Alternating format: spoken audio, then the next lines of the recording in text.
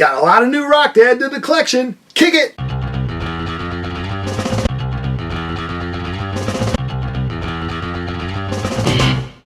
Hey, thanks for clicking on this video. Thanks for all the subscribers. We're almost, at the time of making this video, almost at 500. What a party we're going to have when we hit 500. What a party. Got a 15-minute old haircut right here. Got a good haircut. I'm going to do some filming tomorrow. You know, living in the Chicago area, they film what? Chicago PD, Chicago Med, Chicago Fire. And sometimes you put your name on a little list and they pull your name, you know, to be an extra if you want to be an extra. You make $180 or so. So that's a good way to buy some vinyl. So tomorrow I'm man in car. I've previously been, I don't know if you've seen my work, I've been man across the street on phone and man walking away from explosion. Of course you haven't, because they never use like 80% of the scenes that they film, but it's pretty cool. Craft services is awesome. Food is good. So anyway, enough about me, more about me and the music I like. Let me know in the comments below if any of this stuff fancies your boat, or you fancy any of this stuff while in a boat. Or you should know in a boat, because I think that's just throwing money into the water, they say. Let me know what bands I'm showing you that you like. Hey, I like that. It's always nice to chat with people on the interweb. And it's an eclectic additions that I have to the music room here in Bride's Funhouse. I did, a few weeks ago, I went to a Naked Ray Gun signing. Naked Ray Gun is an epic punk rock, hard rock band here from Chicago. They should be known nationally if the world was a just place, but they never really broke it big out of Chicago area. They had albums through the mid-'80s, late 80s, into the early 90s, and then just recently released a fantastic record. It's probably their swan song full-length release maybe, but what a great band. So I got to stay in line, meet them. I had them sign this Home single. I already got it framed. The guys in the band signed this single, the song Home, that was on off of their album Ray Gun, Naked Ray Gun. I've had this ever since it came out, I'd say like 91-ish. So let's get into what I have in my eye. Let's get into new additions to the collection. Let's start with CDs. I know it's primarily vinyl channel, but we're going to start with a lot of CDs because it's cheaper, and if I don't want to spend a lot, it makes sense just to get CDs. But first off, I got this on eBay, Enough's Enough VHS tape. It is about a half-hour long. It is kind of cheesy. They use live footage, but they're just pulling the tracks from the album. Hot Little Summer Girl, She Wants More, I Could Never Be Without You. Recorded live in El Paso. Well, the video part's recorded live in El Paso. The music part is just lifted off of their album. But bought a book, haven't read it yet, can't wait to read it. It's Rose from the Poster Children. Poster Children were a great band out of Champaign, Illinois. They were signed to a major label eventually, and again, they just never broke it big, but what an awesome band. Their first 3 or 4 albums are just amazing, as well as their other albums, but I really like that first group of albums. So yeah, Play Like a Man. I'm anxious to see what Rose has to say about her time. They were hitting it kind of bigger when you know, alternative scene was hitting it, early 90s and such, so it'd be interesting to hear her perspective on what all that was about. Alright, let's go to the CDs. Eddie Daniels, Under the Influence. He's like a horn player guy. I only took 1 or 2 songs off of this. This will go to a Goodwill or something. The late great Dizzy Gillespie. I remember seeing him on talk shows. He'd like puff up his cheeks like that, puff up the cheeks, play the trumpet there, I think. I took a few songs off of this, and again, it's going to go to a Goodwill or something. Now this is the rock. This is the stuff I really like. Band of Horses. This is their 6th album from 2022. It's a little like, I mean, when they came out in the early 00s, I believe, with the Funeral, and it's just such good stuff. And they're still, I saw them live shortly after that kind of time, and they were amazing live. But it seemed like every CD after that, or every release after that, they just get lighter and lighter and lighter. I really would want them to be like some more, but it's still a good release. 2022. Things Are Great. I've spun this a few times. I like it. Band of Horses. Cinderella. What? Yeah, Cinderella. I like some Cinderella. This is their 2nd album from 1988. I really love this one. They have 4 proper studio albums. Their first one, Cinderella, Night Songs. Yeah, it's a great one. I saw them on tour for that one a few times, opening up for Bon Jovi, but I really like this one. He's got a good bluesy voice. Dirty Rhythm, Hard as a Rock. I mean, okay, the band is called Dirty Rhythm. The record is called Hard as a Rock. Well, gee, what do I think musically they're going to be? Feel the Fire, I Can't Wait, Hot and Cold, Hard as a Rock, Backside of Love, One Summer Night. You know what you got here. Unfortunately, it came out in 1991. 1991, people were kind of done with this kind of stuff. I mean, people always liked it, but the masses were kind of moving on. We have already flipped our hair enough and felt hard as a rock long enough. It's time to move on. So these guys came late to the party, unfortunately. One and done. Glam, hair metal, whatever you want to call it. Glam rock from Canada. Dirty Rhythm. It's kind of hard to find on CD. I like it, too. It's good stuff. Grand Prix from Teenage Fan Club. I was at a record store. I think this was in like a dollar bin. And I was like, what? Teenage Fan Club, their third record from 1991, Bandwagon-esque. Oh, I had that on tape. Wore the tape out. Little sweet pop hooks. This one I like, not as much. This is their fifth one from the great year of 1995 from the Scottish band Teenage Fan Club, Grand Prix. Iron Maiden, I have this on vinyl as soon as it came out. I bought it. This is their 16th album from 2015. I saw the tour, the Book of Souls tour. It was good stuff. I just saw them again this last October on their most recent tour. I'm looking forward to seeing them again in summer 2023 if they come to the States on more tour. It's just a fun band to see, Iron Maiden. And they're up for the Rock and Roll Hall of Fame. I just checked the voting, and Cyndi Lauper was #1 with the fan vote. Of course, it doesn't mean anything, but hopefully Iron Maiden gets into the Hall of Fame. Do they need it? No, they don't. We're going to love Iron Maiden whether or not they're a Hall of Fame rock band. Yngwie J. Malmsteen, this is a collection, a lot of his Black Star, I'll See the Light Tonight, Heaven Tonight. That's with Joel and Turner singing for him. I love Joel and Turner's voice. So it's like 14 songs from Yngwie J. I have a lot of his stuff on vinyl, but it's just nice to get the CD, put it in the iTunes. This one, I had a friend that was like, this is my favorite Metallica record. And I was like, I'll check it out, because I'm one of those annoying Metallica fans that just love the first four, and then the Black Album came out, and I'm like, there's so much more music listening. See you later, Metallica. It's been nice, I saw them twice early on, saw them on Master of Puppets tour, then on Justice for All tour. And I'm one of these early Metallica fans. And, yeah. But this one, I tell you, this is their 9th one from 2008. And I might say it's probably my 5th favorite album of theirs, or 6th favorite if the Black Album sneaks in there. But, so it would go Ride the Lightning, Master of Puppets, Justice for All, Kill 'Em All, and then either this or Black Album, then this. I really like it. It's got some good heavy stuff. Boy, I just did a Metallica rank video for you there. Threw that in there. No, free of charge. Don't worry about that. Ministry, great Chicago industrial band with Al Jorgensen. This is their 9th one. This is their first one without their Paul Barker, and Al Jorgensen goes back and forth. Paul wasn't anything to the band. No, Paul was cool. I'd like to work with him again. No, Paul was a piece of shit. No, I like Paul. We were... The drama.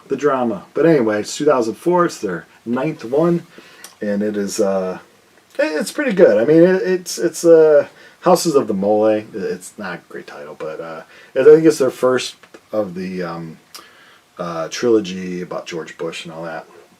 But yeah, 2004, Al Jorgensen. It's good stuff. It's not great, but it's good stuff. I think this is the one that came after it. Rio Grande Blood. Grande Blood. Got a little George there.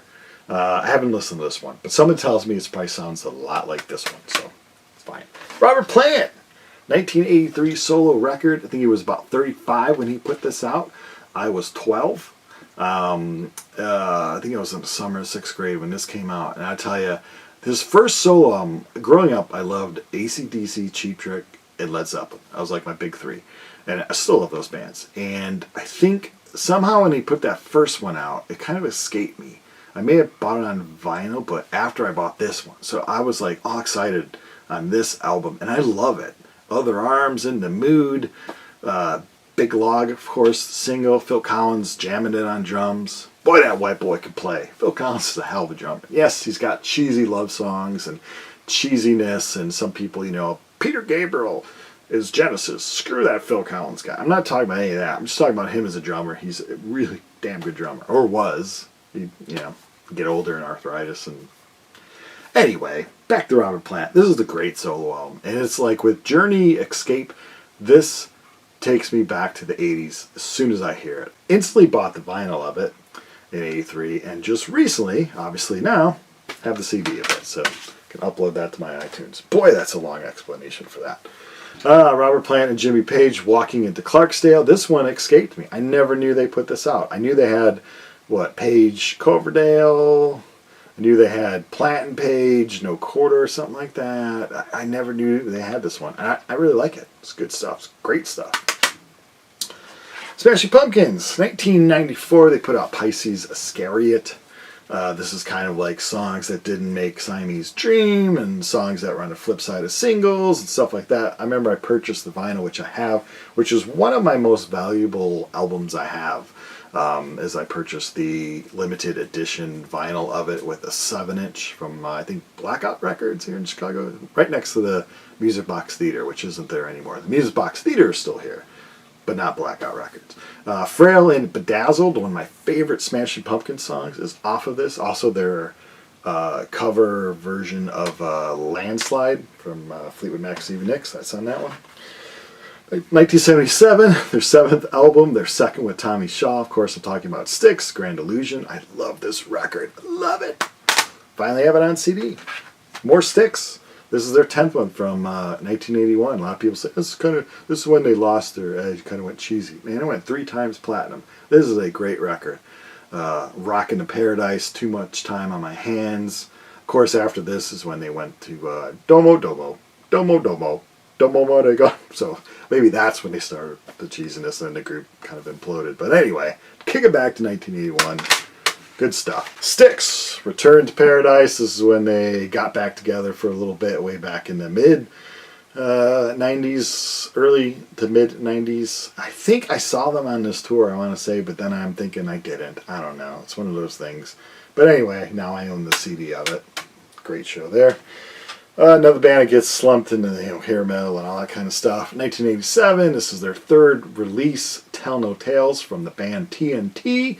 TNT was pretty much a Norwegian band, I believe, with the singer Tony Harnell from United States, I believe, and he's still singing powerful. I'm on his social medias, and he's always singing at clubs and stuff. I'd love to see him if he comes to Chicago area. Great voice. Way back when, he had a crazy, crazy great voice, but with age, he still has a damn good voice. So this is their album. This is my favorite from the TNT band here, but this is 87, Tell No Tales, really good stuff. Last but not least, ex-singer from Enough's Enough, Mr. Donnie V. This is his first solo album. These CDs are impossible to find. I had to import this one from Poland for a pretty penny, I tell you, pretty penny.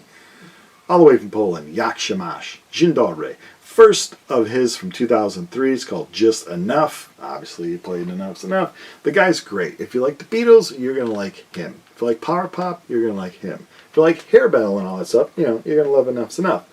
I really like them, and I really like his voice, so I'm seeking out all of his solo stuff. Yeah, his solo stuff is really good. I don't like this as much as his most recent solo album, though. His most recent one I really like a lot. Beautiful Things, I think it's called. I love that one a lot. Hey, let's get the vinyl. You jackass. It's supposed to be a vinyl channel, and you're showing us VHS, you're showing us books. What do you want us to read? Archer's Loaf, one of my favorite bands from, I believe, from Chapel Hill, North Carolina, finally put out their 5th record. This is from 2022, and I'm going to check this out. I've not spun it yet. It's called Reason in Decline.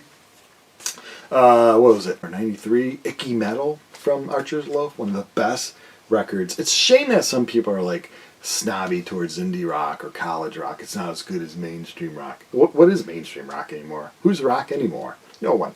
Way back in the 90s, a lot of people were pissed that the heavy metal bands were getting kicked aside to alternative bands. Okay, now let's go back and revisit. One of the best rock band records is Icky Metal from Archer's Loaf. So go back and buy it. It's rock and roll. This is their most recent one. Speaking about rock and roll, way back when, Jim Carroll Band from 1980. Everyone knows this one from People Who Died. That song is in a lot of film soundtracks. This is his, I think, one and only kind of venture into the music world. He was more so like an author from New York. He wrote The Basketball Diaries. That was a 1995 film with Leonardo DiCaprio. What's everyone's favorite Leonardo DiCaprio movie? Ooh, I don't know. We got eaten by a bear pretty bad. That's eaten by a bear. Leonardo, your ass got kicked by a bear. Just in pretend world. We're kind of in the same biz. You know, I'm kind of like an extra. He's kind of like an actor. We're both kind of in showbiz, you might say. This is showbiz. YouTube. YouTube counts as showbiz, I think, right? There's no craft services here. Although I did buy Taco Bell, which I'm going to enjoy after this little video. So another bands that there's, you know, people like, oh, I don't know about those punk rock bands. Let's just call them a rock and roll band. A rock and roll band on an indie label. Cletus. I would call them pop punk, though. This is their third and final album from 1999. I was friends with Johnny Puke. Still am friends with Johnny Puke. Loved their first two albums. Stupidly, 1999, I was probably all concerned about myself, where I was going to move to, what I was going to do with life, and I lost track of my friends in Cletus that were releasing their third album called Horseplay Leads to Tragedy. So I've not heard this. I saw it was on CD, picked up the CD not too long ago, and now finally have it on vinyl. Cletus, band from the Carolinas. They're awesome, man. Check those guys out. Speaking about ministry, which I was when I was showing you CDs, Mr. Al Jorgensen. This is his fourth single from 1983. Revenge, You Did It Again. I like to collect all the singles from them. They went from poppy to very angry, and then stayed angry for a long time now. But yeah, I like it. It's ministry, man. A month ago, just heard about this band. I heard of them, but I didn't really know what they were. It's the guy from Green Day, Billy Joel, Aaron Comic Bus, and some other dude, or two other dudes, I don't know. Pinhead Gunpowder. So I feel like Green Day and that kind of punk stuff. That easily singable kind of punk stuff. This is a little more raw than that, but Pinhead Gunpowder. I think this is like a compilation of theirs. From the Chicago area, ID Under. This is from 1986. It features Doug Ward, who left ID Under,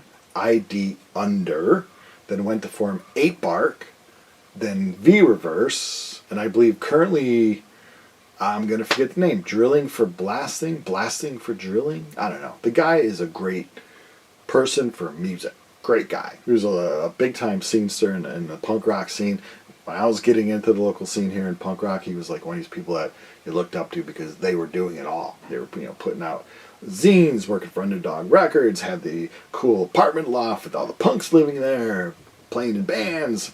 8 Bark was one of the first groups that I knew locally that were going to tour. Like, they went up to Canada and toured, and here I thought you had to be like Rat or like Bon Jovi to tour. I didn't know like groups that can only draw 0 to 15, 20 people can tour. Like, it opened my whole eyes. And then I went on the road and toured. And it's fun playing in front of 0 to 15 people. Anyway, great punk rock stuff. ID Under from 86. Found that finally. Speaking about modern day punk, Rise Against, Chicago's own, although only 2 guys from the Chicago area. This is a Nowhere Generation was their latest release. And it fits about, you know, they have a big catalog now. It fits about halfway through the catalog. It's not my favorite one of theirs. It's not my least favorite one of theirs. This is like Nowhere Generation Part 2. These are 5 songs, I guess, that were left off the album or recorded that they thought would be like kind of their own thing. So I got that. Limited edition vinyl. Def Leppard. I found this at a store for like 20 bucks, and it lists for like 10 or 15, 20 more even than that. I think they were just trying to clear it out because it had been sitting for a while. I think it's some kind of record store day release, if I'm not mistaken.